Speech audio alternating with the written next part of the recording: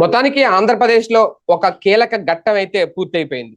ఎప్పుడెప్పుడా అని ఎదురు చూశారు. పునర్నిర్మాణం ఆ రాజధానికి సంబంధించి మోడీ వస్తారా రారా అనేది ఎట్టకేలకు మోడీ అయితే వచ్చారు. పునః ప్రారంభోత్సవ కార్యక్రమంలో పాల్గొన్నారు. ఒక పక్క ముఖ్యమంత్రిగా ఉన్న చంద్రబాబు నాయుడు గారి గురించి, ఆంధ్రప్రదేశ్ పరిస్థితి గురించి, భవిష్యత్తులో రాబోయే మార్పుల గురించి, రాజధాని ఏర్పాటైన తర్వాత ఆంధ్రప్రదేశ్ ఎలా ఉండబోతుంది ఏంటి మొత్తం మోడీ మాటల్లో చెప్పారు, లేదంటే చెప్పించారు. అంటే ఒకటి, ఆంధ్రప్రదేశ్ ప్రజలకి ఇప్పుడైనా ఒక నమ్మకం కలిగిందా? కేంద్రం భరోసాతో ఆంధ్రప్రదేశ్ ఇంకా తిరుగులేదు అని చెప్పి ప్రజలందరూ భావించే పరిస్థితి నిన్న కనిపించిందా? ఇదే అంశం మీద చర్చించే ప్రయత్నం చేద్దాం. సార్, ఒక రకంగా బాబు గారి మీద నమ్మకం లేదని నేను ఎప్పుడు అన్నా. ఆంధ్రప్రదేశ్ ప్రజలకు నమ్మకం ఉండబట్టే మొన్న గెలిచారు. కానీ అమరావతి రాజధాని విషయంలో మోడీ గారు నిన్న వచ్చి మాట్లాడడం, అంతేకాదు ఆయన ప్రశంసించడం, ఐటీ రంగానికి సంబంధించి మళ్ళీ మరొకసారి బాబు గారికి తిరిగిలేదు అంటూ మోడీయే గుర్తు చేయడం మరింత నమ్మకాన్ని పెంచేలాగా ఉందా? ఇక అమరావతి ఇంకా ఆగే ప్రసక్తి లేదు, బాబు గారితోనే సాధ్యం అవుతుంది అనే ఒక భరోసా అయితే కల్పించెళ్ళారా మోడీ? జనం నమ్మినటువంటి బాబుని మోడీ కూడా నమ్మారు. ఆ నమ్మకం నిలబెట్టుకోవాల్సిన బాధ్యత బాబుది. ఇక్కడ పరీక్ష అంతే. ఎందుకంటే ఆయన చంద్రబాబు గారిది ఇంత ముందు నేను ముఖ్యమంత్రిగా ఉన్న టైంలో ఇక్కడ ఐటీ గురించి కొన్ని ఇష్యూస్ బాబు గారు చేస్తున్నారని తెలిసి నేను మా అధికారులను క్రాస్ చెక్ చేయమన్నాను. మేము కొన్ని ఫాలో అయ్యాం. అంటే మంచి ఎక్కడ ఉన్నా ఆయన ఫాలో అవుతాడు, తీసుకుంటాడు, చేశాడు. అదే సందర్భంలో చంద్రబాబు గారు కూడా అప్పుడే మ్యానుఫ్యాక్చరింగ్ సెక్టర్ గురించి గుజరాత్కి ఇక్కడి నుంచి ఎవరన్నా పంపించి తెలుసుకుని ఉంటే ఆంధ్రప్రదేశ్ ఎట్టు ఉండేది కాదు, అసలు విడిపోవాల్సిన అవసరం ఉండేది కాదు. రాష్ట్రంలో గుజరాత్కి ఎందుకని అక్కడ మ్యానుఫ్యాక్చరింగ్ సెక్టర్ ఉంది, పెట్టుబడులు పెట్టేవాళ్ళు ఉన్నారు, మ్యానుఫ్యాక్చరింగ్ సెక్టర్ మీద ఇంట్రెస్ట్ ఉంది దానికి, వ్యాపారస్తులు ఉండటం వల్ల. మన దగ్గర వ్యాపారస్తులు బోల్డ్ ఉన్నారు. బెజవాడ, గుంటూరు ఇవన్నీ వ్యాపార కేంద్రాలే కదా, అలాగే వ్యవసాయ ఉత్పత్తుల కేంద్రాలే కదా మిగతా అన్నీ కూడా. అప్పుడు ఉమ్మడి ఆంధ్రప్రదేశ్గా ఉంది.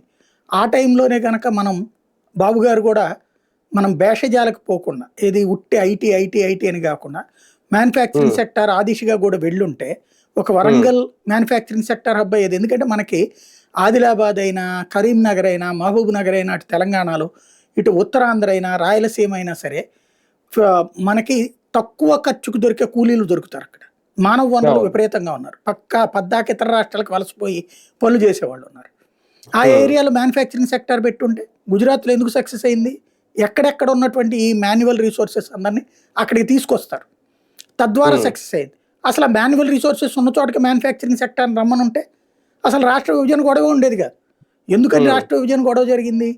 హైదరాబాదు అన్నటువంటి కేంద్రంగా అభివృద్ధి జరగటం, హైదరాబాద్ తప్పించి ఇంకోటి ఏమీ లేకపోవడం, దాంతో ఇతర ప్రాంతాల్లో వచ్చినటువంటి అసంతృప్తి, ఈ అసంతృప్తిని చల్లార్చుకునేటటువంటి క్రమంలో ఆంధ్ర వాళ్ళు మా తెలంగాణ ఆస్తులని దోచేసుకుంటున్నారు, ఇక్కడ సంపాదన అంతా, హైదరాబాద్లో సంపాదన అంతా ఆంధ్ర వాళ్ళదే అయింది, ఆస్తులన్నీ వాళ్ళదే అయినాయి అన్నటువంటి ఒక ఫీలింగ్తో. కాబట్టి అసలు అదే కనుక అన్ని ప్రాంతాల్లో డెవలప్మెంట్ ఉంటే, అవునా హైదరాబాద్లో తింటాడు, మేము ఇక్కడ సంపాదించుకోవట్లేదు అనే వచ్చేది కదా. ఈ మాటని ఎందుకు ఫ్లేరప్ చేయగలిగారంటే సంపద కేంద్రీకృతం అవడం వల్ల. ఆ రోజునే సంపద కనుక మిగతా ప్రాంతాలకు కూడా విస్తరించి ఉంటే అసలు ఈ రోజున వివాదమే వచ్చిండేది.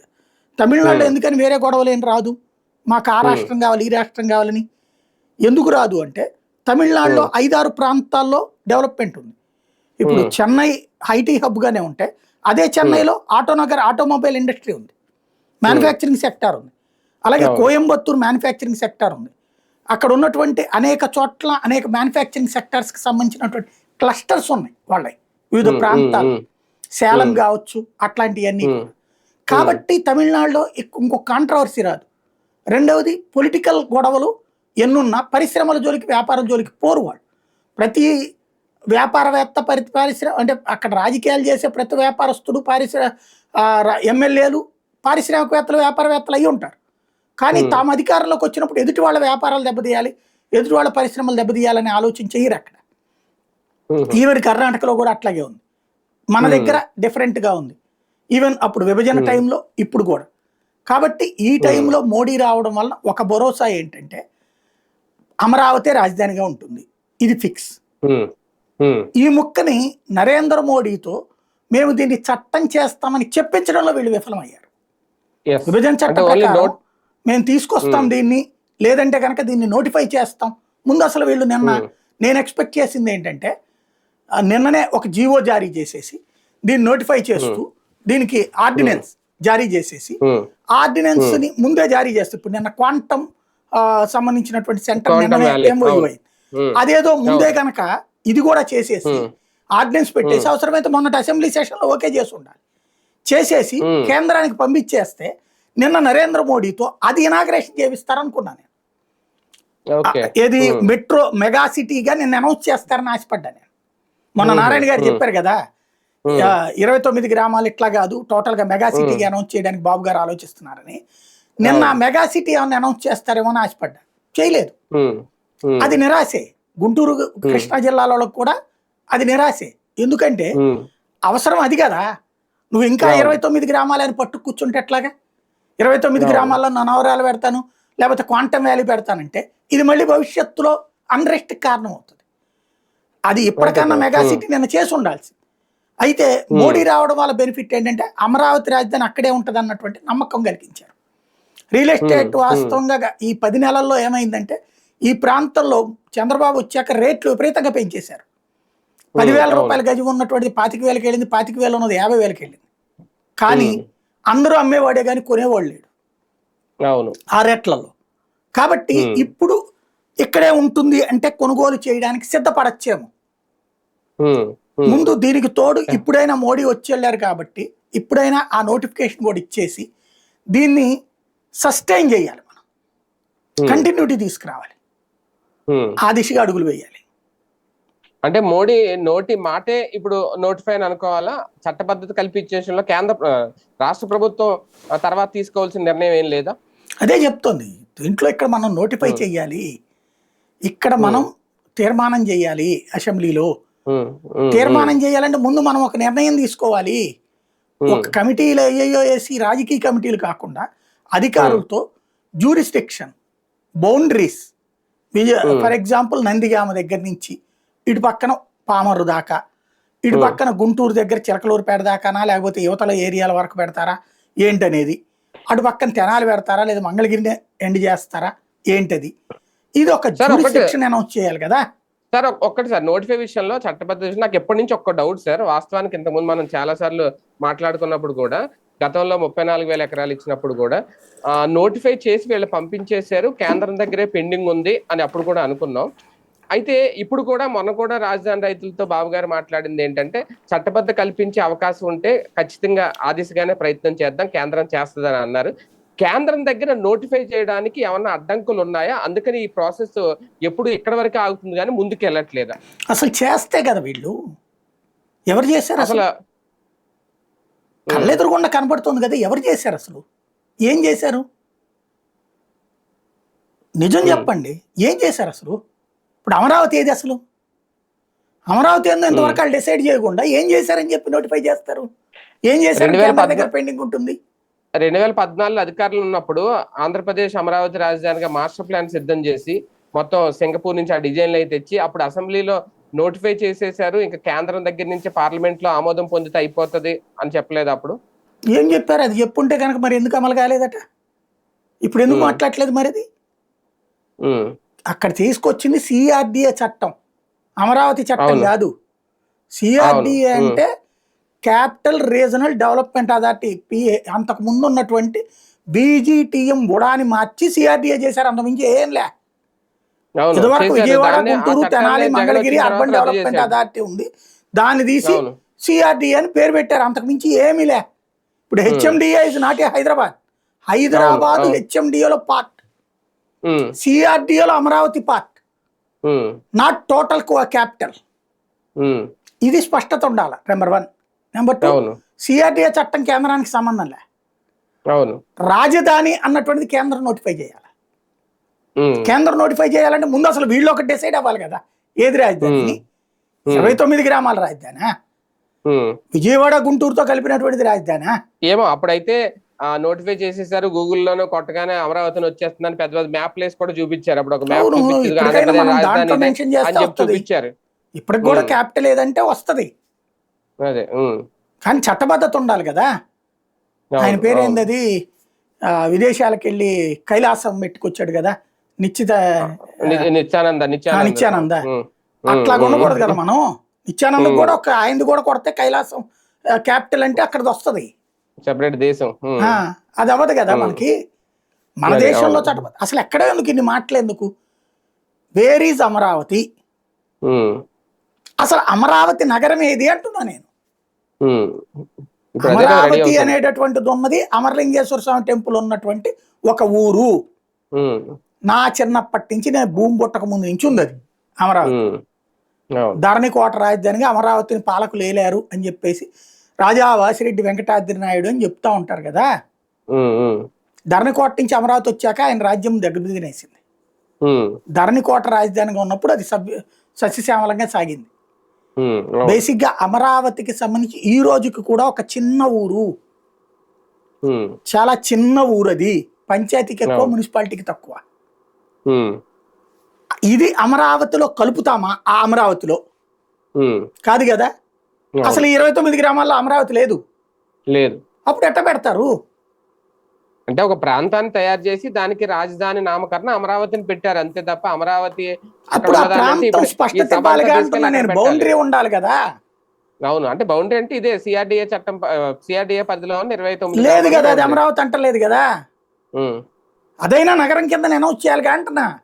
అదేంటి అదే. ఒకే అవును. బౌండరీలో ఇప్పుడు హైదరాబాద్లో మియాపూర్లో సపరేట్ ఎన్నిక, కూకట్పల్లిలో సపరేట్ ఎన్నిక, బంజారా హిల్స్కి ఉమ్, సపరేట్ ఎన్నికలు ఉంటాయా? సపరేట్ మున్సిపాలిటీలు ఉన్నాయా? ఉండవు. లేవు కదా. మరి అవును. ఇక్కడ అట్లాగుంది. చెన్నైలో అట్లా ఉమ్, వేరుగుందా? బెంగళూరు అట్లా ఉమ్, వేరుగుందా? ఉమ్, మరి ఇక్కడ ఎట్లా ఉంటది? ఇక్కడ మున్సిపాలిటీ ఎన్నికలు జరిగినాయి కదా, మండల పరిషత్ ఉమ్, ఎన్నికలు జరిగినాయి కదా, జిల్లా ఉమ్, పరిషత్ ఎన్నికలు జరిగినాయి కదా. అవును. మున్సిపాలిటీ మొన్ననే కార్పొరేషన్ మేయర్లను కూడా మార్చుకున్నారు కదా గుంటూరు, విజయవాడలకి. ఉమ్, మరి ఇంకెక్కడ ఉంది అసలు? ఇక్కడ అవును. సమస్య ఉమ్, ఏంటంటే ఏ కార్పొరేషన్కి ఆ కార్పొరేషన్ ఉన్నప్పుడు నగరం ఏది అంటున్నా నేను. ఉమ్, ఉమ్, సిఆర్డీ అని రాసుకుంటే సిఆర్డీ అదొక డెవలప్మెంట్ అథారిటీ అంతే, ఉమ్, అభివృద్ధి అథారిటీ. ఉమ్, ఉమ్. అది అవ్వదు కదా. చట్టబద్ధత కల్పించకపోతే, నోటిఫై అనేది జరగకపోతే రేపు పొద్దున్న భవిష్యత్తులో మళ్ళీ రాజధాని మార్చే అవకాశం ఉంటుందా? చెయ్యొచ్చా ఎవరైనా ఒకవేళ మేబీ ప్రభుత్వం ఈసారి మారితే? చెయ్యరు అనుకుంటున్నా, చూద్దాం. ఉమ్, ఇంకా టైం ఉంది కదా. అదే వీళ్ళు అదే. ఉమ్, ఏదో అందులో అన్నాడు కాబట్టి ఆయన మెగా సిటీ అని చెప్పి అనౌన్స్ చేస్తామని. Mega city. అవును. ఉమ్, మెయిన్ ఒక్క పాయింట్ దగ్గర ఆగుతోంది. ఉమ్, పెట్టుబడులు పెట్టిందంతా మనోళ్ళంతా 29 గ్రామాల చుట్టూ. ఉహు, ఇప్పుడు మెగా సిటీకి అనౌన్స్ చేస్తేనేమో డెవలప్మెంట్ అంతా బెజవాడ, గుంటూరు వైపుకి టర్న్ అయిపోతుంది అనేది భయం. లేదా ఆ inner ring road, outer ring road చుట్టూ డెవలప్ అయిపోతుంది, ఇక్కడ పెట్టుబడులు పెట్టిన చోట అట్లా ఉండిపోతుంది అనేటటువంటిది భయం. లైక్ మీకు శంషాబాద్ ఇంటర్నేషనల్ ఎయిర్పోర్ట్ పెట్టారు, ఆ ఏరియాలో అవును. ఎప్పటికీ రేట్లు పర్లా. ఉమ్, బంజారా హిల్స్, జూబ్లీ హిల్స్లో కొనగలరా? హైటెక్ సిటీ దగ్గర కొనగలరా? కష్టం. లేదు కదా. కోట్లు. ఉమ్, ఇప్పుడు ఇది ఈ క్వాంటమ్ సిటీ ఇట్లాంటివి పెట్టేస్తే ఇక్కడ 100 కోట్లకి వెళ్ళిపోవాలి అన్నది ఉమ్, వీళ్ళ ఆలోచన. అదే అది. గుంటూరు, ఉమ్, బెజవాడ కలిపితే ఎవడైనా బెజవాడలో కొంటాడు, గుంటూరులో కొంటాడు, కానీ అక్కడ కొనరు. ఉమ్, ఉమ్, అవును. అందుకని వీళ్ళు ఆగుతున్నారనిపిస్తోంది. ఇక్కడ నిజంగా చిత్తశుద్ధి ఉంటే ఇన్ని రోజులు ఆగక్కర్లా. అదే కదా. అవును. ఓన్లీ ఉమ్, తమ సొంత ప్రయోజనాల కోసం ఆగుతున్నట్టు కనబడుతోంది. ఉమ్, ఉమ్, అది ఒకసారి అవును. సరిదిద్దుకుని ఈ ఉమ్, కలిపితే చివరికి సెక్రటేరియట్ ఏరియా ఉంటే ఆ ఏరియానే బాగుపడుతుంది కదా. అంతే. క్వాంటమ్ సిటీ అవును. ఎన్ని నవనగరాలు పెడుతున్నప్పుడు అక్కడే బాగుపడుద్ది కదా. ఓ అంతే పక్కన కదా. మళ్ళీ అవును. జనాల్ని మెప్పించడం కోసం 25 ప్రాంతాలని, 26 జిల్లాలని డెవలప్ చేస్తున్నావు. ఉమ్, ముందు ఇక్కడ డెవలప్ చేస్తే కదా 26 జిల్లాలని సమానంగా చూసేది. నువ్వు చూడటం కాదు కదా అవును. కావాల్సింది. ఇక్కడ డెవలప్మెంట్ ఎక్కడే ఎందుకు? అవును. తెలంగాణలో హైదరాబాద్ తప్పించి ఏ ఊరు బాగుపడిందంట? ఏ ఊరు ఉమ్, హైదరాబాద్తో పోటీ పడుద్దట?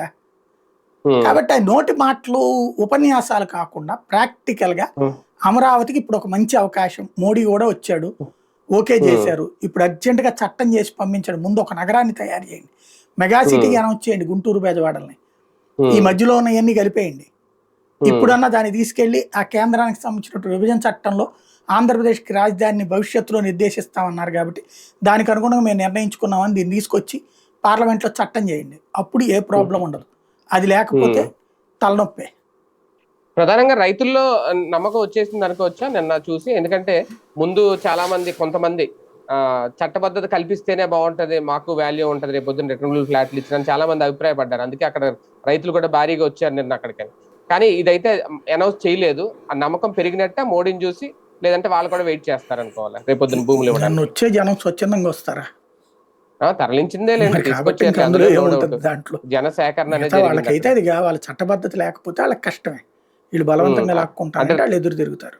అంటే రేపు పొద్దున ఇంకా 44,000 ఎకరాలు అంటున్నారు కదా, దాన్ని ఇవ్వడానికైనా ఇప్పుడు చట్టబద్ధ అనేది కల్పిస్తే వాళ్ళు త్వరగా ముందుకు వస్తారనేది, లేదంటే వాళ్ళు ఆలోచిస్తున్నారు ఇప్పుడు. అదే కదా, వీళ్ళేమో జనం ఎగబడుతున్నారు అంటున్నారు, వాళ్ళేం చట్టపద్ధతి కల్పించి అంటున్నారు. అదే చూద్దాం అనే మాట మీద బతికేద్దాం, వాళ్ళని లాగేద్దాం అని చూస్తున్నారు వీళ్ళు.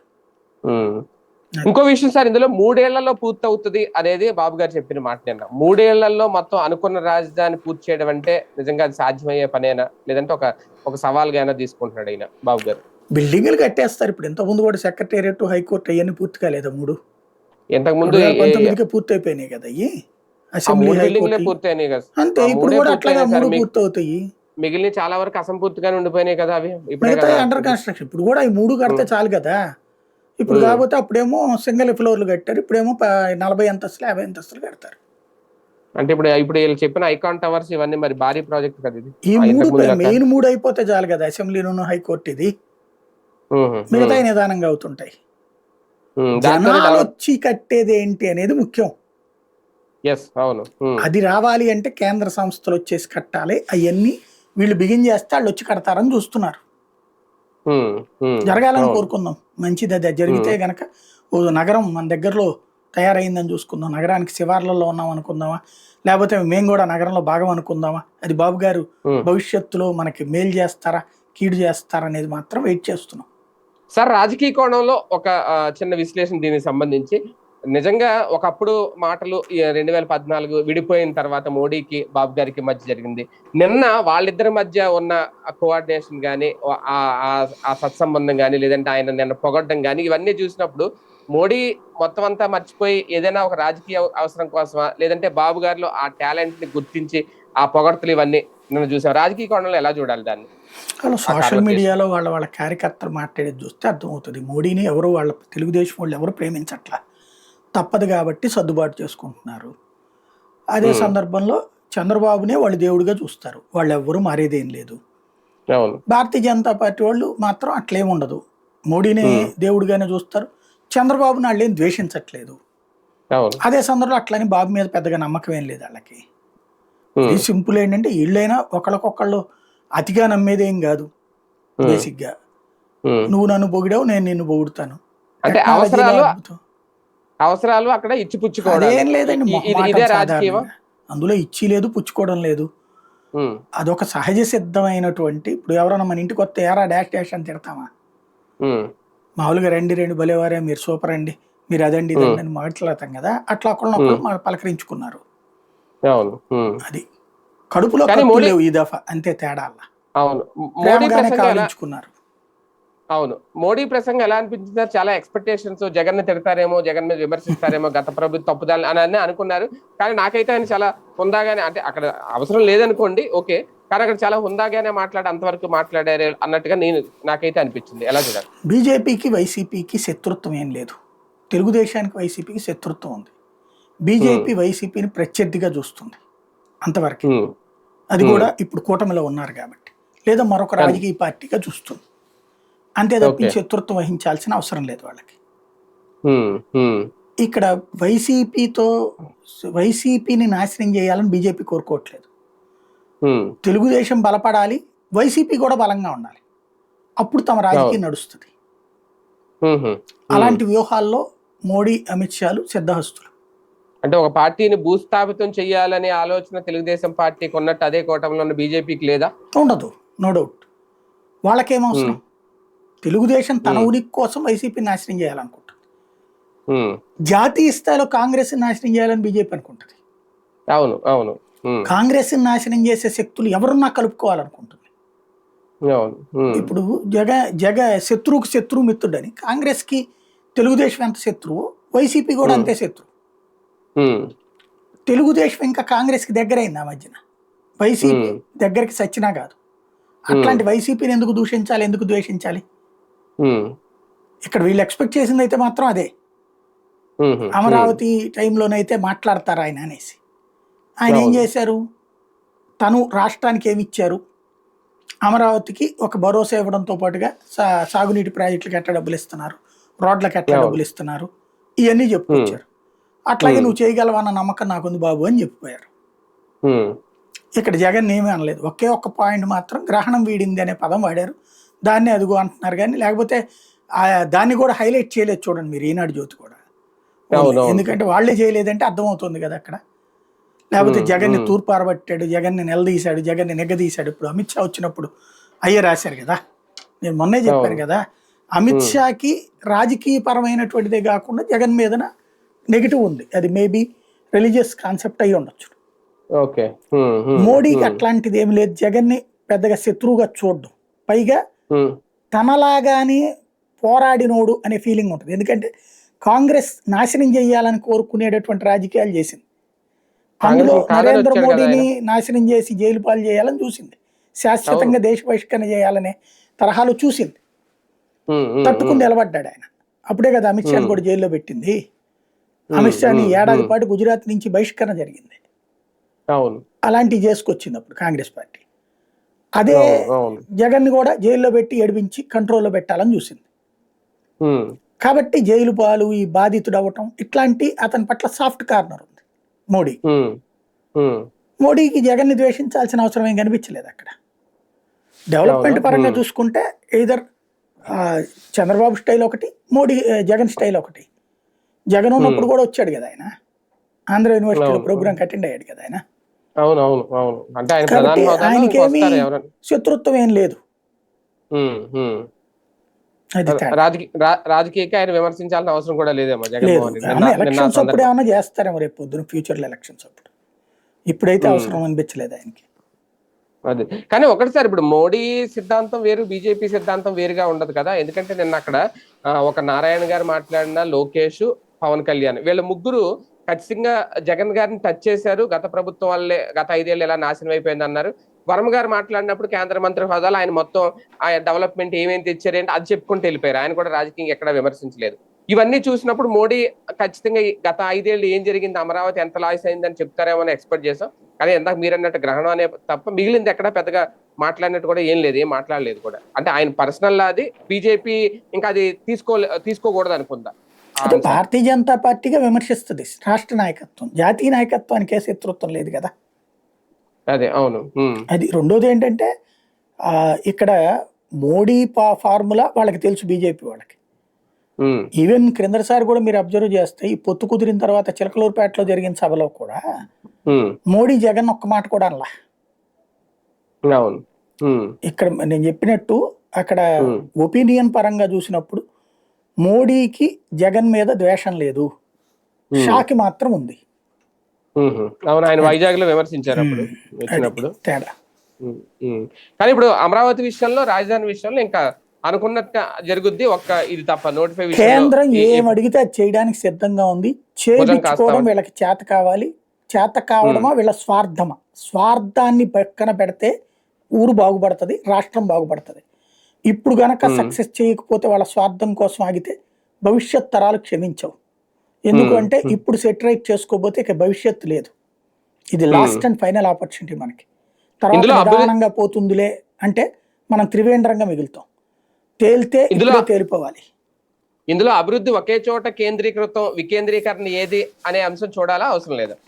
మన రాష్ట్రపు దరిద్రం ఏంటంటే ప్రతిపక్షంలో ఉన్నప్పుడు, రాష్ట్రం విడిపోయినప్పుడు సొల్లుపన్యాసాలు బాగా ఇచ్చాం, రాష్ట్రం అంతా అభివృద్ధి చెందాలి అన్ని ప్రాంతాలని. ఇప్పుడు కూడా అదే సొల్లుపన్యాసాలు ఇస్తాం. కానీ కేంద్రీకృత అభివృద్ధిని కోరుకుంటా ఉండడానికి సాక్ష్యం ఉత్తరాంధ్రోళ్ళు అమరావతి రాజధానిని యాక్సెప్ట్ చేశారు, రాయలసీమ వాళ్ళు అమరావతి రాజధానిని యాక్సెప్ట్ చేశారు. గతంలో ఎప్పుడు ఇవ్వనని సీట్లు ఇచ్చారు అమరావతి రాజధాని అమ్మ చంద్రబాబు. కాబట్టి వాళ్ళు వాళ్ళ ఊళ్ళల్లో బాగుపడాలనేటటువంటిది ఇంతకు ముందు ఉన్న బిల్డింగ్ కంటే కొద్దిగా 10 బిల్డింగ్లు ఎక్కువ వచ్చినాయి కానీ సంతృప్తి పడుతున్నారు. ఓ హైదరాబాద్ తయారవ్వాలని కోరుకుంటున్నారు, ఓ చెన్నై తయారవ్వాలని కోరుకుంటున్నారు, బెంగళూరు తయారవ్వాలని కోరుకుంటున్నారంటే మన ప్రాంతాల్లో కూడా ఆ మనస్తత్వం, ఎందుకంటే వీళ్ళ బిడ్డలందరూ అక్కడికి వెళ్ళిన ఉద్యోగాలు చేస్తున్నారు కాబట్టి అట్లాంటి నగరంగా తయారవ్వాలన్నటువంటి ఫీలింగ్ వాళ్ళకి బలంగా ఉందన్నటువంటి సంకల్పం కనబడుతుంది. అది అమలు చేసి చూపించాల్సిన బాధ్యత ఇప్పుడు చంద్రబాబుకు ఉంది. అవును, రైట్. చూద్దాం. మొత్తానికి మోడీ వచ్చారు, వెళ్ళారు, మొత్తం ఆయన చేయాల్సింది అయితే చేసేశారు. కానీ ఒక భరోసా, ఆంధ్రప్రదేశ్ రాజధాని నిర్మాణానికి, అమరావతి నిర్మాణానికి పూర్తిగా కేంద్రం సపోర్ట్ అయితే ఉంది, మేమైతే ఉన్నాం అనే ఒక నమ్మకం అయితే కల్పించి అయితే వెళ్ళారు. ఇంకా చట్టబద్ధత విషయంలో అమరావతికి సంబంధించి తర్వాత ఏ నిర్ణయం తీసుకుంటారు, ఎప్పుడు అవుతుంది, అది అసలు అవుతుందా లేదా, ఇవన్నీ వేచి చూడాల్సిన